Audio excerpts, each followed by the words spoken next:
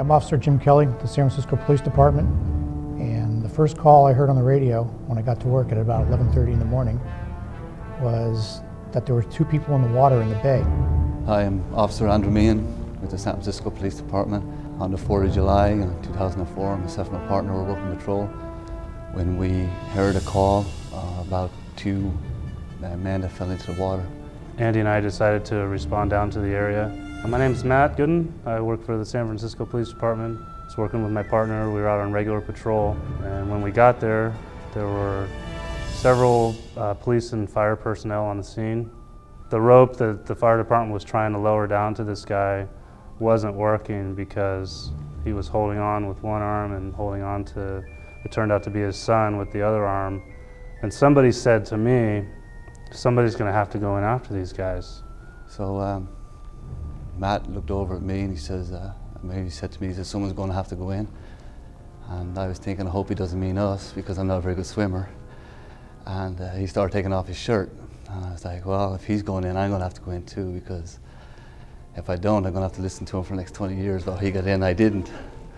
There was a lieutenant on scene and he said, advised us not to jump into the water because there was broken pilings in the water. Some of them were sticking up out of the water, but there could have been some concealed in the water because the water was green and murky. The fire crew dropped a ladder down from the pier onto one of the broken pilings and secured it on the broken piling.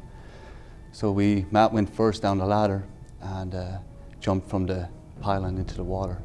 And just as he did, the waves were increasing in size because there was a Coast Guard boat and a police rescue boat was called to the scene. And the waves from these boats were starting to work their way in. And just as I got to the bottom of the ladder and was going to get in the water, one of the waves overtook both of the guys. And as the wave overtook him, the older gentleman lost grasp of his son, and it was clear at this point he was unconscious because he started to go under. He wasn't moving at all. And as he jumped into the water, I was looking down, as I was going down the ladder, I could see that the old man had lost the grip of his son, who was unconscious. And he was going under. And you could just barely see, he had like an orange jacket on. And he's probably about maybe 3 feet, maybe gone under the water. And you could just barely see the jacket at this point when Matt got in. And then you couldn't see him. So just as he started to go under, I jumped in the water and grabbed the back of his sweatshirt and pulled him back up. And I looked over the side and I saw Andy Meehan and Matt Gooden in the water and trying to keep 2 people from drowning. And it looked like they were struggling now. Apparently they'd been in the water for a few minutes already, and I thought they were maybe starting to tire. It didn't look like they were going to be able to get at the 2 people out of the water with the personnel they had.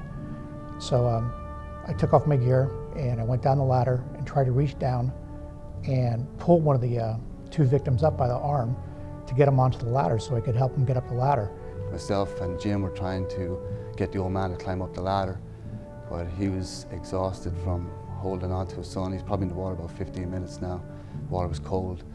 And at that time he was getting very, very tired and just didn't have any strength left. And it had taken its toll on the old man, and he wasn't able to climb up the ladder. So then Jim jumped in the water beside me and we tried to push him up, but we weren't successful. He wasn't able to make it up the ladder. So I just told the old man, I said, just sit here, I got you, don't worry about it. Your son's okay, they pulled him up already.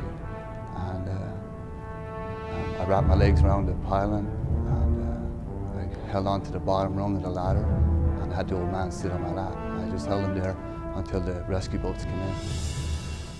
In the meantime, Matt Gooden had jumped in and was trying to get a rope around the other victim with a fireman who had jumped in also. The rope kept sliding up and sliding around his neck and they couldn't pull him up that way, so they had to keep struggling with him until they could get the rope below his arms. The son was prone to seizures and they were crab fishing off the pier and he took a seizure and fell in. So the father, 72 years of age, jumps in after him, which was very brave of him to do too, and did a great job, held on to him for a good 15 minutes in the water.